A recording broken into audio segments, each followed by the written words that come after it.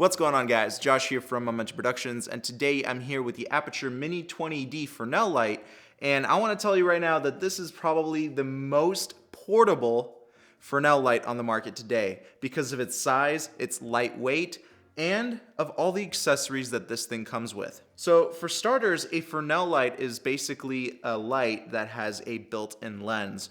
And this lens allows us to focus the light in order to have a longer or shorter throw. And we also have aluminum barn doors here that allow us to cut and shape light. For a lot of people, a 7500 colored light might not be the best choice, which is why Aputure throws in CTOs, which is a color temperature orange filter, and you can easily place it over the light by clipping it onto the barn doors. And along with those filters, we also have another color temperature orange filter that can easily be slid right into this little area here on the light. So as stated earlier, this is colored towards 7500 Kelvin, which gives us that bluish white color. This is an excellent color for those of you who want to replicate moonlight. So if you're filming outside in a dark area, this is the light to use because it will replicate that beautiful bluish white moonlight color. So lately I've been using this light mainly for a hair light. So I would actually put this light up in a corner somewhere and have it shine down on my hair or on the edges of my face in order to give me that extra definition. However, I also tried to test out this light in other occasions.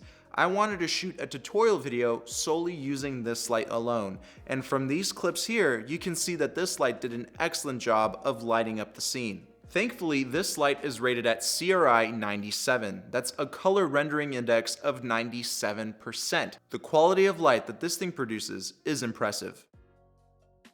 So when it comes down to the actual specifications of this light, it sucks about 20 watts of power.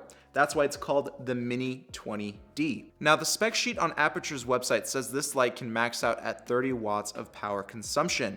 And if you're wondering if this light can be powered by a battery, it can, and even at full power.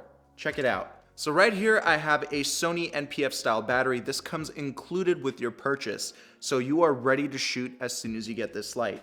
We also get a little plate here that attaches via a hot shoe mount, and they also throw in a light stand mount so you can easily attach it to your light stand.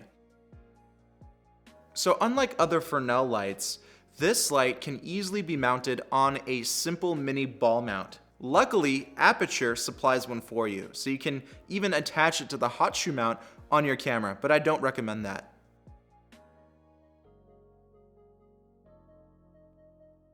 So when attaching the battery, we have a battery plate that allows us to use a P-tap connection. Aputure also throws in a free P-tap connection cable, going from the battery pack straight into the light.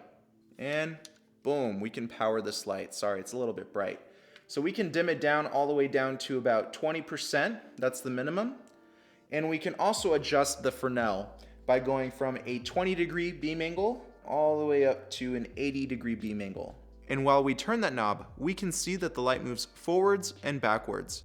Now, if you've done some reading on this light, you'll know that it has an active cooling system, which means it has a built-in fan. Now, I know what you're going to be asking, is the fan loud? Well, let's test it out. I want you guys to hear it.